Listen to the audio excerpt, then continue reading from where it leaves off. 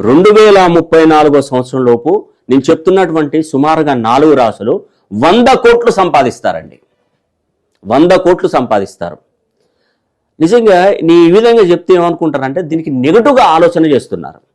అరే మొన్న బెంగళూరుకు వస్తే ఒకతను, సార్ మీరు అన్న 100 కోట్లు కాదు సార్, నేను 500 కోట్లు సంపాదించాను సార్ అన్న. మరి అతనికి ఏం సమాధానం చెప్పాలి నేను?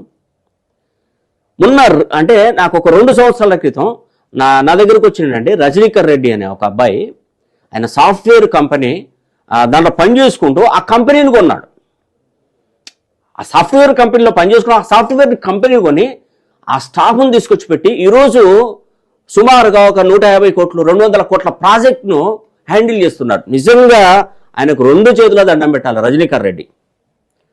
చాలండి, లైఫ్ అంతా కూడా ఆయన అనుభవించింది చాలా. ఇంకా అంటే చెప్తున్నాను, నా దగ్గరికి శాలరీ పరంగా బాగానే వచ్చారులేండి, ఆయనకి ఏం తక్కువేం లేదు. నా దగ్గరికి వచ్చినప్పుడు కూడా ఆయనకు నెలకు ఒక 5 లక్షల శాలరీ వస్తుంది.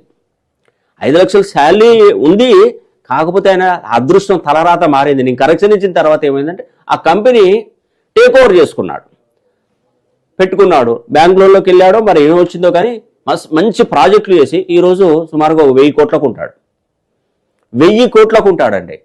అంటే ఇవన్నీ ఎందుకు చెప్తాను? ఏదో మనకి ఇప్పుడు నేను ఒక రూపాయి సంపాదించలేను, నాకు 100 కోట్లు కావాలంటే నాకు ఎక్కడి వస్తే ఎలా వస్తుంది? నా దగ్గర శక్తి లేదు, నాకు అసలు దిక్కు లేదు, ఏది చేయాలన్నా నాకు అర్థం కాదు. నేను 1000 కోట్లు ఎట్లా సంపాదిస్తా, 500 కోట్లు 100 కోట్లు ఎట్లా సంపాదిస్తా? ఫస్ట్ ఏదైనా కూడా మనం ఒక లక్ష్య సిద్ధికి వెళ్ళాలంటే ఒక్క అడుగు వేయాల్సిందే. ఆ ఒక్క అడుగు నిదానంగా వేసుకుంటూ పోతే ఆ 1000 అడుగులు పడతాయి, 1000 కిలోమీటర్లు అయినా ఛేదిస్తాం. అంతేగాని అయ్యో నేను సంపాదించలేను, నా జీవితంలో కాదు, నా లైఫ్ ఇంతే, నేను జీవితం ఇంతే, ఈ వచ్చే జన్మలోనైనా పేదవాళ్ళ కడుపులో పుట్టియకు, భగవంతుడిని కోరుకుంటాను, ధనవంతుని ఇంట్లో పుట్టియో, ఇవన్నీ కాదు, చేతగాని మాటలు అంటారు. అంటే కోపం రావచ్చు, దయచేసి అట్లా అనుకోవద్దండి.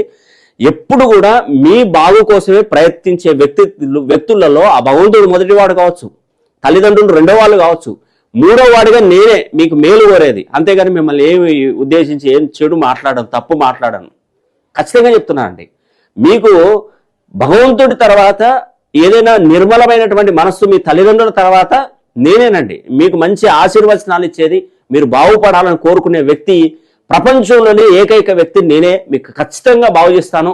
తులారాశి, వృషభ రాశి, కుంభరాశి, సింహరాశి వారు 4 రాశులు 2034 లోపు 100 కోట్లు సంపాదిస్తారు. అది తథ్యం.